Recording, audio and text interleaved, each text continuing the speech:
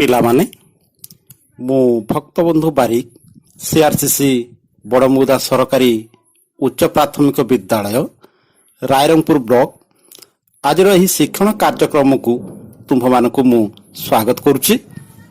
ପିଲାମାନେ ଏକ ଛୋଟ ଭିଡ଼ିଓ ମାଧ୍ୟମରେ ତୁମ୍ଭମାନଙ୍କୁ ଏକ ପଦ୍ୟ ଶିକ୍ଷାଦାନ ଦେବା ପାଇଁ ମୁଁ ଚେଷ୍ଟା କରିଛି। ଯଦିଚ ସ୍ୱଳ୍ପ ସମୟ ମଧ୍ୟରେ ଏକ ପଦ୍ୟ ବା କବିତାକୁ ଶିକ୍ଷାଦାନ ଦେବା ସମ୍ଭବ ନୁହେଁ, ତଥାପି ମୁଁ ଆଶା କରୁଛି ଏହି ଛୋଟ ଭିଡ଼ିଓଟି ତୁମମାନଙ୍କ ପାଇଁ ଶିକ୍ଷା ଲାଭ କରିବାରେ ନିଶ୍ଚୟ କିଛି ମାତ୍ରାରେ ସହାୟକ ହେବ। ତାହେଲେ ଠିକ୍ ଅଛି, ଏବେ ଆମେ ଆରମ୍ଭ କରିବା।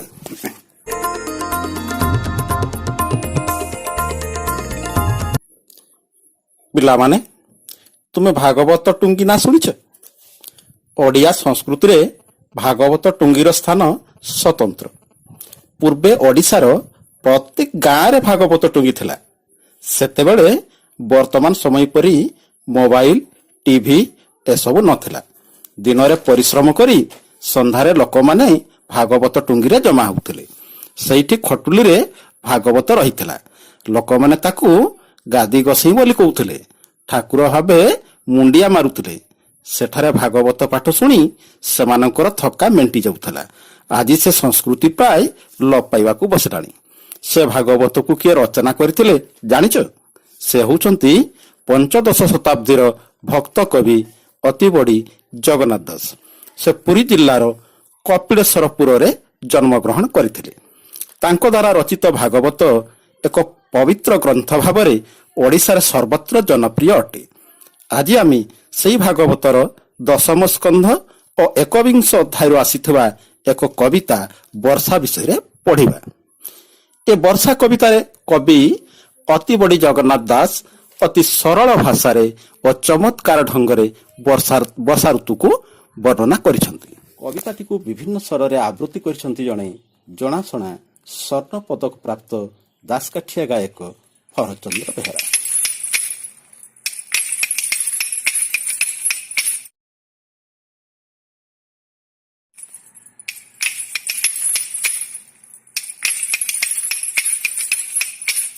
ଏମନ୍ତେ ଗ୍ରୀଷ୍ମ କାଳ ଗଲା, ବର୍ଷା ଋତୁ ପ୍ରକାଶିଲା।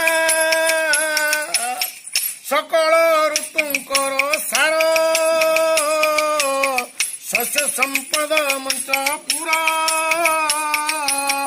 ମେଘ ମିଳିଲେ ଶୂନ୍ୟ ପତେ, ବିଜୁଳି ଶବଦ ସଙ୍ଗତେ।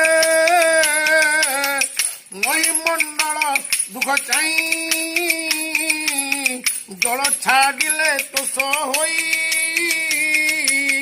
ଘର ସବଦେ ମେଘମାଳ, ଗର୍ଜିଣ ବରସନ୍ତି ଜଳ।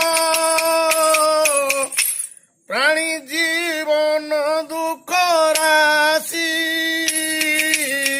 କରୁଣ ଚିତ୍ତରେ ବରସି।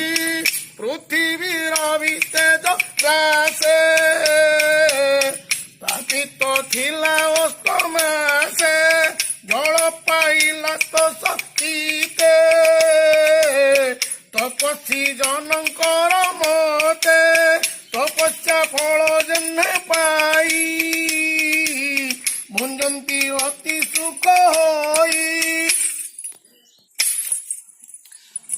ଖଦ୍ୟତ କୀଟ ନିଶା ମୁଖେ, জগত আবরিলে সুখে। মনুকে মেঘনাদ শুনি, বর্ধন্তি আবরিণ পানি। অল্প নদীয়ে পুরিলে, লহরী মতে উছুলিলে। নানা প্রকারে শস্য রাশি, এড়ে পুরিত মহি দিশি। চতুর্যে ছত্র প্রায় হই, রাজার প্রায় দিশে মহি। ময়ূরগিরি শিখে থাই, নৃত্য করন্তি মেঘে চাহি।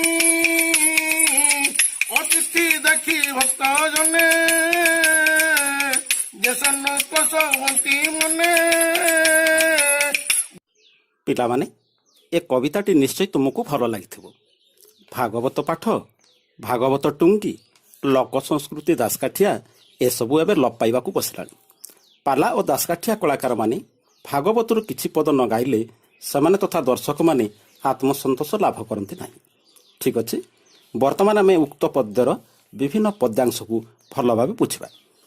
ଏମନ୍ତେ ଗ୍ରୀଷ୍ମ କାଳ ଗଲା, ବରଷା ଋତୁ ପ୍ରକାଶିଲା। ଅର୍ଥାତ୍ ଏହିପରି ଭାବରେ ଗ୍ରୀଷ୍ମ ଋତୁ ପୃଥିବୀ ପୃଷ୍ଠରୁ ବିଦାୟ ନେବା ପରେ ବର୍ଷା ଋତୁର ଆଗମନ ହେଲା। ସକଳ ଋତୁର ସାର ଶସ୍ୟ ସମ୍ପଦ ମଞ୍ଚପୁର।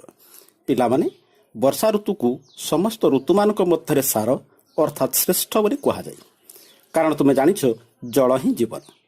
ଜଳ ବିନା ଜୀବଜଗତ ବଞ୍ଚି ରହିପାରିବ ନାହିଁ। କାରଣ ବର୍ଷା ଋତୁରେ ମିଳୁଥିବା ଜଳ ସାହାଯ୍ୟରେ ମଞ୍ଚପୁର ଅର୍ଥାତ୍ ମର୍ତ୍ତପୁର ବା ପୃଥିବୀରେ ବିଭିନ୍ନ ପ୍ରକାର ଶସ୍ୟ ଅମଳ ହୋଇଥାଏ ଓ ଉଦ୍ଭିଦମାନେ ପରିପୁଷ୍ଟ ହୋଇଥାନ୍ତି। ତାହାକୁ ଖାଦ୍ୟ ଭାବରେ ଗ୍ରହଣ କରି ଆମେ ତଥା ସମସ୍ତ ଜୀବମାନେ ଜୀବନ ଧାରଣ କରିଥାଉ। ତେଣୁ ବର୍ଷା ଋତୁକୁ ଶ୍ରେଷ୍ଠ ଋତୁ ବୋଲି କୁହାଯାଇଥାଏ।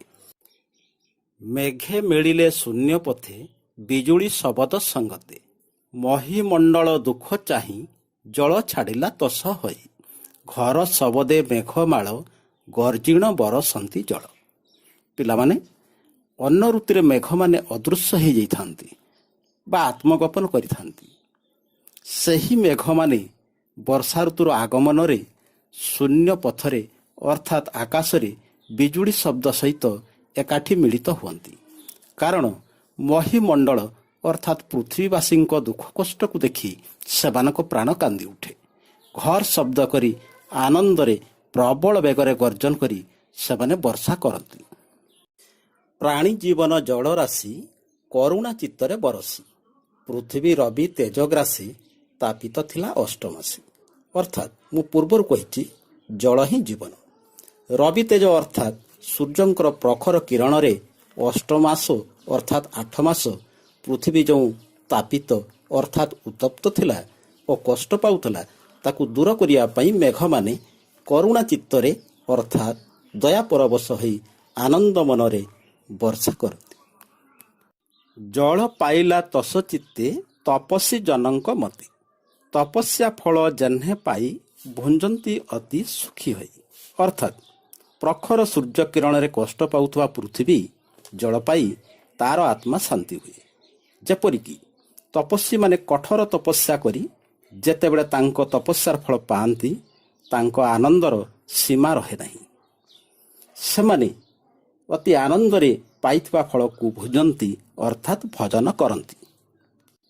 ଖଦ୍ୟତ କୀଟ ନିଶା ମୁଖେ, ଜଗତ ଆବରିଲେ ସୁଖେ। ଖଦ୍ୟତ ଅର୍ଥାତ୍ ଜୁଳୁଜୁଳିଆ ପୋକ, ନିଶା ମୁଖେ ଅର୍ଥାତ୍ ସନ୍ଧ୍ୟା କାଳରେ ଜୁଳୁଜୁଳିଆ ପୋକମାନେ ପୃଥିବୀକୁ ଚିକ୍ମିକ୍ ଆଲୋକରେ ସଜାଇ ଦିଅନ୍ତି। ଲୋକମାନେ ଶାନ୍ତିରେ ରାତ୍ରିରେ ଶୟନ କରନ୍ତି। ମଣ୍ଡୁକେ ମେଘ ନାଦ ଶୁଣି, ଗର୍ଜନ୍ତି ଆବରିଣ ପାଣି। ମଣ୍ଡୁକେ ଅର୍ଥାତ୍ ବେଙ୍ଗମାନେ ଆହୁରି ବସିବାକୁ ମେଘମାନଙ୍କୁ ଅନୁରୋଧ କରନ୍ତି ଓ ବେଙ୍ଗମାନଙ୍କର ଅନୁରୋଧକୁ ସମ୍ମାନ ଜଣାଇ ମେଘମାନେ ଆହୁରି ଗର୍ଜନ କରି ବର୍ଷନ୍ତି। ଅଳପ ନଦୀଏ ପୁରିଲେ, ଲହରୀ ମତେ ଉଛୁଳିଲେ। ଅର୍ଥାତ୍ ଯେଉଁ ନଦୀରେ ଅଳ୍ପ ଜଳ ଥିଲା, ତାହା ବର୍ଷା ଜଳ ପାଇ ଲହରୀ ଅର୍ଥାତ୍ ଢେଉରେ ଉଛୁଳି ଉଠିଲା। ନାନା ପ୍ରକାର ଶସ୍ୟ ରାଶି, ଏଣେ ପୂରିତ ମହି ଦିଶି, ଛତୁ ଯେ ଛତ୍ର ପ୍ରାୟ ହୋଇ, ରାଜାର ପ୍ରାୟ ଦିଶେ ମହି। ଅର୍ଥାତ୍ ବର୍ଷା ଋତୁରେ ବିଭିନ୍ନ ପ୍ରକାରର ଶସ୍ୟ ରାଶିରେ ପୃଥିବୀ ପରିପୂର୍ଣ୍ଣ ହୋଇ ଅତି ସୁନ୍ଦର ଦେଖାଯାଏ। ପିଲାମାନେ, ଛତୁ ଯେ ଛତ୍ର ଅର୍ଥାତ୍ ଛତା ପରି, ରାଜାର ପ୍ରାୟ ଦିଶେ ମହି ଅର୍ଥାତ୍ ଏ ପୃଥିବୀ ରାଜାଙ୍କର ମଥା ଉପରେ ଶୋଭା ପାଏ।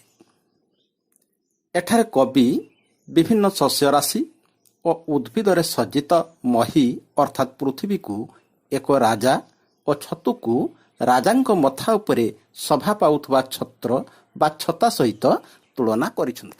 ମୟୂରେ ଗିରି ଶିଖେ ଥାଇ, ନୃତ୍ୟ କରନ୍ତି ମେଘେ ଚାହିଁ, ଅତିଥି ଦେଖି ଭକ୍ତ ଜନେ, ଯେସନେ ତସ ହନ୍ତି ମନେ। ପିଲାମାନେ, ମୟୂର ଓ ମେଘର ସମ୍ପର୍କ ଅତି ନିବିଡ଼। କଳା ମେଘ ଦେଖିଲେ ଗିରି ଶିଖେ ଅର୍ଥାତ୍ ପାହାଡ଼ ଶିଖର ବା ଉପରେ ମୟୂରମାନେ ନୃତ୍ୟ କରନ୍ତି। ଅତିଥିକୁ ଦେଖି ଯେପରି ଭକ୍ତମାନେ ଆନନ୍ଦିତ ହୁଅନ୍ତି, ଠିକ୍ ସେହିପରି ମେଘ ଓ ମୟୂର ପରସ୍ପରକୁ ଦେଖି ଆନନ୍ଦିତ ହୁଅନ୍ତି। ପିଲାମାନେ, ବର୍ତ୍ତମାନ ଆମେ କିଛି ଅଭ୍ୟାସ କାର୍ଯ୍ୟ କରିବା। ଗଦ୍ୟ ରୂପରେ କ'ଣ ହେବ?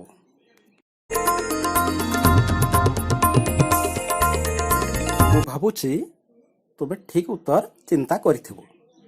ବରଷି ବର୍ଷି, ଗ୍ରୀଷ୍ମ ଗ୍ରୀଷ୍ମ, ତପତ ତପ୍ତ, ଗରଜି ଗର୍ଜି।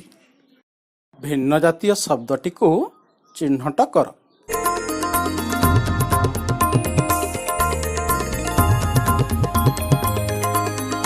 ଠିକ୍ ଉତ୍ତର ହେଉଛି ଗିରିଶିଖ ଓ ଛତୁ। ପିଲାମାନେ, ବର୍ଷା କବିତାରେ 8କୁ ଅଷ୍ଟ ବୋଲି କୁହାଯାଇଛି, ଯେପରିକି ଅଷ୍ଟ ମାସ। ସେହିପରି ଏହି ଶବ୍ଦଗୁଡ଼ିକୁ କ'ଣ କୁହାଯିବ ଓ ଏଗୁଡ଼ିକୁ ବ୍ୟବହାର କରି ଗୋଟିଏ ଗୋଟିଏ ଶବ୍ଦ କହିବାକୁ ଚେଷ୍ଟା କର।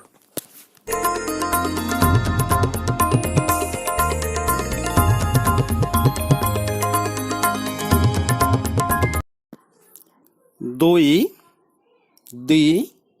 ଦ୍ୱିପଦ, ତିନି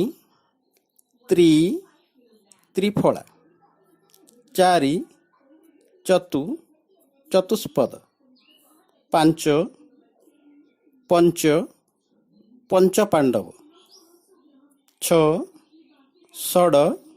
ଷଡ଼ଋତୁ, ସାତ ସପ୍ତରଥୀ, ନବଗ୍ରହ। ପିଲାମାନେ, ତୁମେ ଭିଡ଼ିଓଟିକୁ ବାରମ୍ବାର ଦେଖ ଓ କବିତାଟିକୁ ଯେଉଁ ସ୍ୱରରେ ଆବୃତ୍ତି କରାଯାଇଛି ତୁମେ ନିଜେ ଅଭ୍ୟାସ କରି ଆବୃତ୍ତି କର ଓ ତୁମ ପାଠ୍ୟପୁସ୍ତକରେ ଥିବା ପ୍ରଶ୍ନଗୁଡ଼ିକର ଉତ୍ତର ଲେଖିବାକୁ ଚେଷ୍ଟା କର। ବୁଝି ନ ପାରିଲେ ଭିଡ଼ିଓଟିକୁ ପୁଣି ଦେଖ। ମୁଁ ଭାବୁଛି ଏ ଭିଡ଼ିଓରୁ ତୁମେ ନିଶ୍ଚୟ କିଛି ଲାଭ ପାଇବ। ଭିଡ଼ିଓଟି ଦେଖିଥିବାରୁ ମୁଁ ତୁମ ସମସ୍ତଙ୍କୁ ଧନ୍ୟବାଦ ଜ୍ଞାପନ କରୁଛି। ପିଲାମାନେ, ମୁଁ ରହୁଛି, ପୁଣି ଦେଖା ହେବ। ଘରେ ଥାଅ, ସୁସ୍ଥ ଥାଅ।